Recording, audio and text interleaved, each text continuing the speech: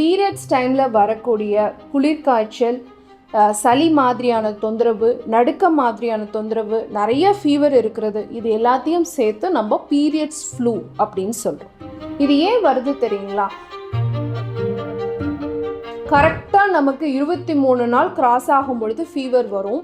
அந்த காலகட்டத்தில் நீங்கள் அந்த ஃபீவர்லேருந்து தற்காத்துக்கிறதுக்காக ஏதாவது ஒரு ஆன்டிபயோட்டிக்கோ இல்லை ஒரு பேராசிட்டமாலோ, ஃபீவர் நிவர்த்தி மாத்திரைகள் ஏதாவது நீங்கள் எடுத்துக்கிறீங்க அப்படின்னு சொன்னால்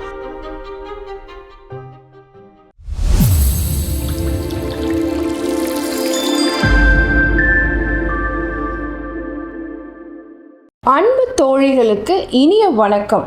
நான் PCOS Siddha specialist doctor Usha Nandini. இன்றைக்கி நம்மளோட யூடியூப் சேனலில் நம்ம பார்க்கக்கூடிய ஒரு விஷயம் என்னன்னு பார்த்தீங்கன்னா, நிறைய பெண்களுக்கு இந்த பீரியட்ஸ் நெருங்கும் பொழுது சளி பிடிக்குது, தும்மல் அதிகமாக வருது, காய்ச்சல் வருது, இதெல்லாம் வருது இல்லைங்களா? இதுக்கு என்ன காரணம், இதற்கான தீர்வு என்ன அப்படிங்கிறத பற்றி தான் இன்றைக்கி நம்ம பார்க்க போகிறோம். ஸோ பெண்களுக்கு ஏன் பீரியட்ஸ் நெருங்கும் பொழுது இந்த மாதிரி வருது அப்படின்னு பார்த்தீங்கன்னா, இதுக்கு மருத்துவ உலகு சொல்லக்கூடிய பேர் என்னன்னு பார்த்தீங்கன்னா பீரியட்ஸ் ஃப்ளூ அப்படின்னு சொல்கிறோம். ஸோ பீரியட்ஸுக்கு முன்னாடி நமக்கு நிறைய PMS சிம்டம்ஸ் இருக்குது. என்னென்ன சிம்டம்ஸ் இருக்குது? ப்ரீமென்ஸ்ட்ரல் சிம்டமாக உடம்பு வலிக்குது, தொடை வலிக்குது, பிரெஸ்ட் பெயின் வருது, வாமிட்டிங் சென்சேஷன் இருக்குது, சில பேருக்கு வாமிட்டிங்கும் வரும், தலைச்சுற்றல் இருக்கும், மயக்கமாக இருக்கும், அடிவயிறு வலி அதிகமாக இருக்கும், இந்த மாதிரி நிறைய சிம்டம்ஸ் இருக்குது, மூட் ஸ்விங்ஸ் உட்பட. இதோடு சேர்த்து அந்த பீரியட்ஸ் டைமில் வரக்கூடிய குளிர்காய்ச்சல், சளி மாதிரியான தொந்தரவு, நடுக்கம் மாதிரியான தொந்தரவு, நிறைய ஃபீவர் இருக்கிறது, இது எல்லாத்தையும் சேர்த்து நம்ம பீரியட்ஸ் ஃப்ளூ அப்படின்னு சொல்கிறோம்.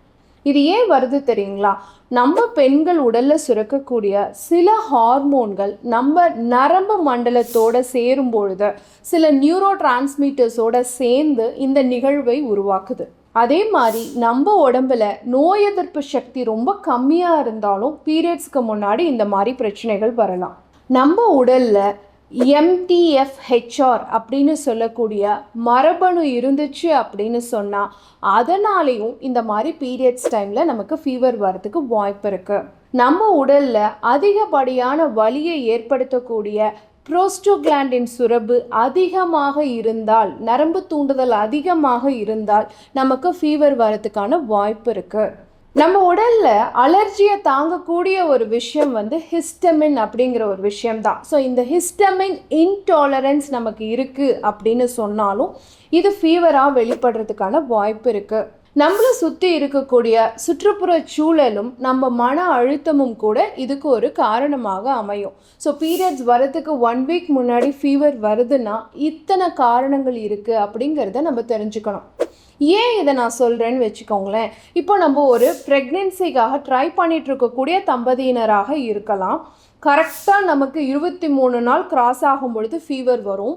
அந்த காலகட்டத்தில் நீங்கள் அந்த ஃபீவர்லேருந்து தற்காத்துக்கிறதுக்காக ஏதாவது ஒரு ஆன்டிபயோட்டிக்கோ இல்லை ஒரு பேராசிட்டமாலோ, ஃபீவர் நிவர்த்தி மாத்திரைகள் ஏதாவது நீங்கள் எடுத்துக்கிறீங்க அப்படின்னு சொன்னால் அந்த காய்ச்சல் நிவாரண மாத்திரைகளே பீரியட்ஸை கொண்டு வரத்துக்கு காரணமாக அமைஞ்சிரும்.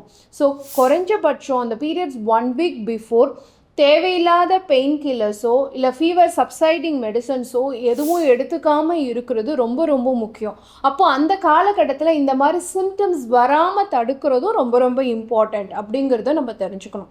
அப்போ என்ன பண்ணும்? குறைஞ்சபட்சம் 1 வீக்குக்கு முன்னாடி தேவையில்லாமல் ஜங்க் ஃபுட் சாப்பிட்றது, ஆயில் ஃபுட் சாப்பிட்றத தவிர்த்துடணும். நல்லா தூங்கணும், நிறைய தண்ணி குடிக்கணும், போதுமான அளவுக்கு எக்ஸசைஸ் பண்ணுற மாதிரி பார்த்துக்கணும்.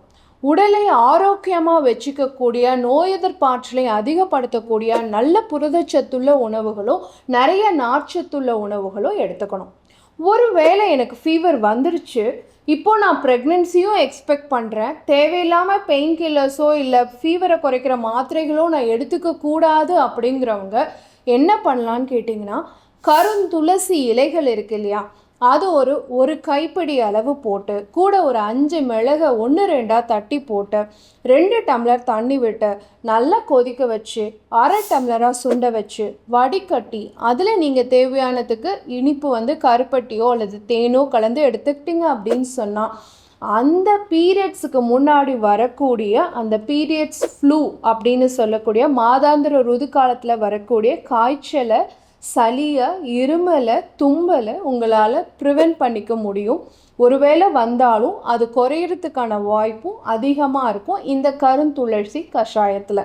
இதை தவிர்த்து நம்மளுடைய சித்த மருத்துவ கடைகளில் திரி கடுகு சூரணம், சுக்கு, மிளகு, திப்பிலி சேர்ந்த திரி கடுகு சூரணம் கிடைக்கும்.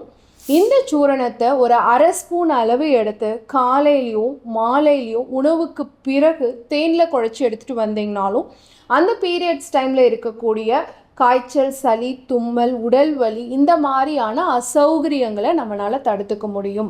ஸோ கண்டிப்பாக பீரியட்ஸுக்கு முன்னாடி பெயின் கில்லர் எடுக்கக்கூடாது, தேவையில்லாத காய்ச்சல் நிவாரண மாத்திரைகளை எடுத்துக்கக்கூடாது.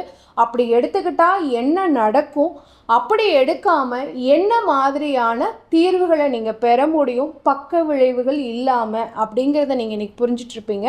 இதே மாதிரி இன்னொரு ஆரோக்கிய குறிப்போட நான் உங்களை சந்திக்கிறேன். இயற்கையோடு இணைவோம், ஆரோக்கியமாக இருப்போம், ஆனந்தமாக வாழ்வோம். நன்றி, வணக்கம்.